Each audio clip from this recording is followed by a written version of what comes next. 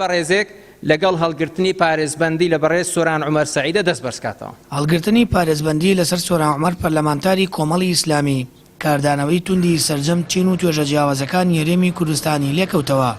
هاوڵاتیانی شاری هەڵەبجەش دژایەتی خۆیان بۆ بڕیارەکەی پەرلەمان دەردەبڕن کە لە بری لێپرسینەوە لە سەرۆکایەتی حکوومەت و وەزیرەکانی لە بەرامبەرە و بارودۆخە سەختەی نەبوونی موچە و خزمەتگوزاری کەچی پارێزبەندی لەسەر پەرلەمانتارێکی خۆی هەڵدەگرێت.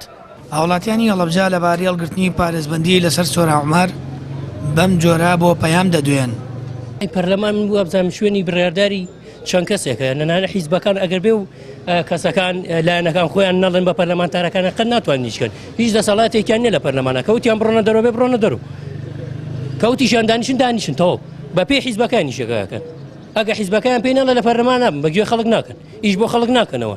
ئەگەر ئیشیان بۆ خەڵک پدا بۆ ئێستا موچەی خەڵکیان باێ لەگەڵ ئەوەی ژنیم ئێستا و پەرلەمانتارە ناوە پارێزبەندیان لەسەر هەڵبگیرێ شتێکی باش نییە، بە باشی نازانم.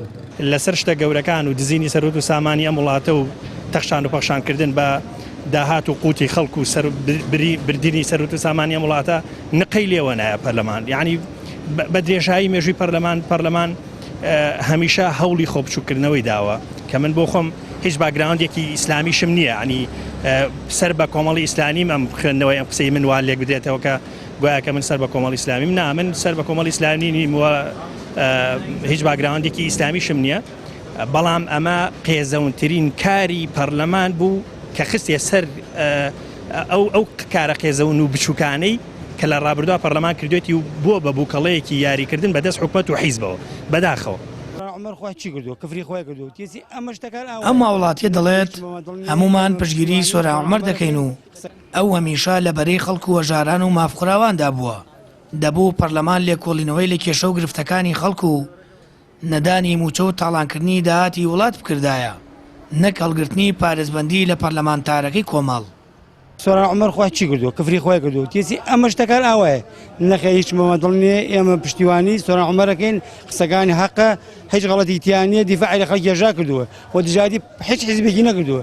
تێسی ئەمە ئەوەیە بەڵێ پەرلەمان کارەکانی نابەجێ ئەوانەی کە کردوێتی هیچ دڵسۆزانی خەڵکییان نەبووە. ئەوانەی کە سۆران عومەر کردی هەموو دڵسۆزی خەڵکە. حەج جیازی نەکرد سۆران عومەر، لەمە ئیسلامیە مە عیلمانیە بەژۆندی خەڵکی گرێک کاکە. سۆران عومەر پێیەکەن حسابیەوە ناکە حیزبەکە، حسابی بەژۆندی خەڵکەکە.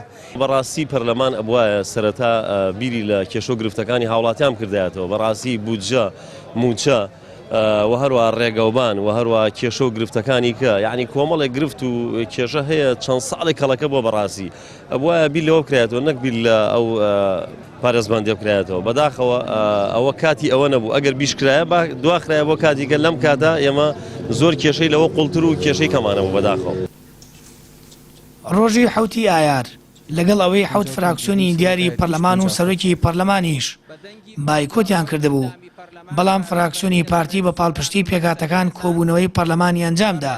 پارێزبەندی لەسەر سۆران عومەر پەرلەمانتاری کۆمەڵی ئیسلامی هەڵگرت و لە کاتێکدا سێ پەرلەمانتاری دیکەش داوای هەڵگرتنی پارێزبەندیان کرابوو، بەڵام کۆی دانیشتنەکە سیناریۆیەکی سیاسی بوو کە تێیدا تەنیا پەرلەمانتارەکەی کۆمەڵ کرابووە ئامانج. سامان فەتاح، کەناڵی ئاسمانی پەیام، هەڵەبجە.